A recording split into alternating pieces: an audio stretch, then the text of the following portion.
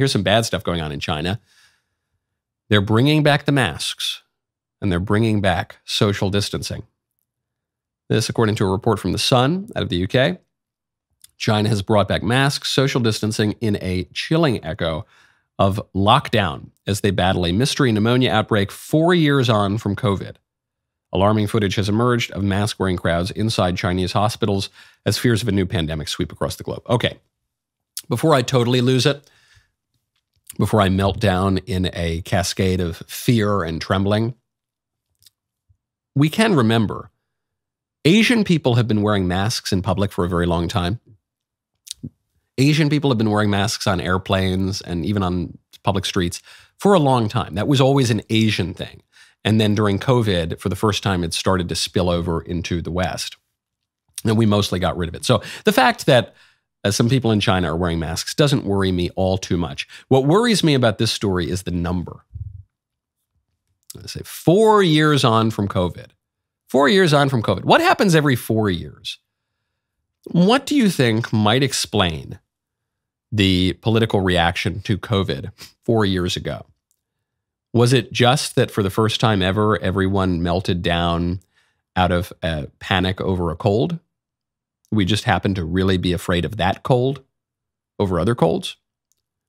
Or do you think it might have had, that reaction might have had something to do with the presidential election and the prospect of another Donald Trump term? And do we think that maybe the fearmongers now, who don't seem to be winning, are freaking out over the potential of another virus because the exact same prospect faces them? Who was the biggest beneficiary of COVID? We could say the libs. We could say mega corporations. It was the biggest transfer of wealth ever from the lower classes to the upper classes in all of recorded history. I think the biggest beneficiary of COVID was China. China. Because COVID shut down the United States. It politically neutered Donald Trump after many other attempts. That's the one that succeeded. Trump was waging and winning a trade war with China. COVID stopped the trade war with China. COVID got rid of Donald Trump because it gave Democrats an excuse to change all of the election rules to benefit them. And what are we looking at now? We're looking at, despite all of that, Donald Trump looking as though he can beat Joe Biden. Donald Trump up, not just in national polls, which don't tell a lot of the story, but up in crucial states that he's got to win. If you look at the Real Clear Politics average of polls, so we're not talking about outliers, we're talking about the most dependable source for polling. Trump is up almost 5 points in Arizona. Trump is up 4 or 5 points in Georgia on Joe Biden. This is not a generic ballot. This is not fill in the blank. Who knows what's going to happen? Donald Trump is, according to the polls, and not just one or two, all of the polls, and not just now, for a very long time now, Trump is looking like he could win again. So the libs are freaking out. They're going to try to pull some virus out from under the rug. They're going to try to find some excuse to cement their cheating in the new voting rules. But it's looking pretty strong. Right now, go to roughgreens.com/Michael. The holidays are here. While you're out shopping for your family and friends, do not forget to shop for your pets too. Give your dog the gift of a healthier and happier life with Rough Greens. Naturopathic Dr. Dennis Black, the founder of Rough Greens, is focused on improving the health of every dog in America. Dog food might as well be considered dead food, since it contains very little nutritional value. Let Rough Greens bring your dog's food to life. Rough Greens is a supplement that contains all the necessary vitamins, minerals, probiotics, omega oils, digestive enzymes, and don't forget antioxidants that your dog needs. You don't even have to go out and get new dog food. You just sprinkle Rough Greens on their food every day. Dog owners everywhere are raving about Rough Greens. It supports healthy joints, improves bad breath, boosts energy levels, and much more. You are what you eat. Right now, naturopathic Dr. Dennis Black is so confident that this will improve your dog's health, he's offering a free Jumpstart trial bag so your dog can try it delivered straight to your door in just a few days. Go to roughgreens.com/Michael, M-I-C-H-A-E-L, or call 844-ROUGH-123. That is ruffgreens.com/Michael, M-I-C-H-A-E-L, or call 844-ROUGH, RUFF-123 today. Zoom fatigue is taking its toll on your health. This is according to a report published in the journal Scientific Reports, looked for physiological signs of fatigue in 35 students attending lectures on engineering at an Austrian university. They found that there were notable differences between the in-person and the online groups. So since COVID, a lot of people have had to, and even chosen to do their meetings and even have social gatherings on Zoom.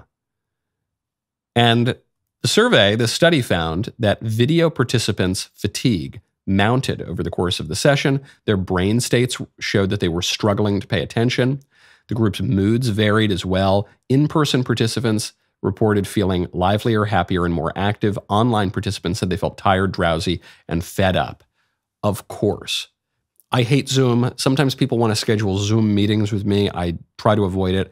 I'll have it on the phone if I'm going to do a not in-person meeting, but I want to do stuff in person. And the reason is it doesn't take a scientific study to know that human beings prefer to do things in person than virtually. And the reason for this is that same religious error that Jeremy was pointing out that we were discussing earlier. Namely, we are incarnate beings. We are body and soul. We are not to be abstracted one from the other. We're both tied together. This is, I think, one of the drivers of the beyond the bizarre philosophy, the logical conclusion of liberalism, beyond the, I don't know, whatever chemicals they're putting in the water. A big driver of it is technology. The fact that we live in the virtual world so often now makes us think that our bodies don't really matter, that we are something totally different from our bodies. And if you really believe that, then you can say, all right, well, I don't like my body. I feel alienated from my body, so I'm going to pretend that my identity has nothing to do with my body. And I might even chop my body up to make it look a little bit more like my fantasy view of who I supposedly really am. But at a more quotidian level, this is happening to people all the time as they undertake their stupid Zoom meetings. That's not going to satisfy you to just sit in front of a screen all day and look at little moving pixels.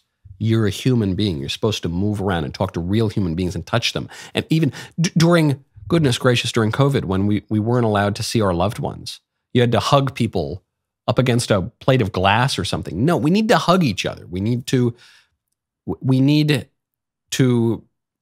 have human contact. We're a coupling creature, a social animal, the political animal, okay? The liberal culture wants to replace marriage with, well, a new fake definition of marriage, and ultimately just replace it with porn. Just replace it with sitting alone in your home looking at pixels.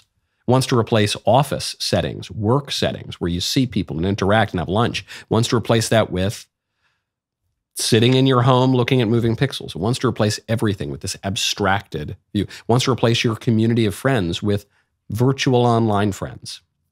All the rest of it. It's not going to work. That will never work. We are incarnate beings. Boy, what a great clip that was now. Hey. Hold up. Hey. Did you ring that bell? Subscribe to the Michael Knowles YouTube channel. We'll see you next time.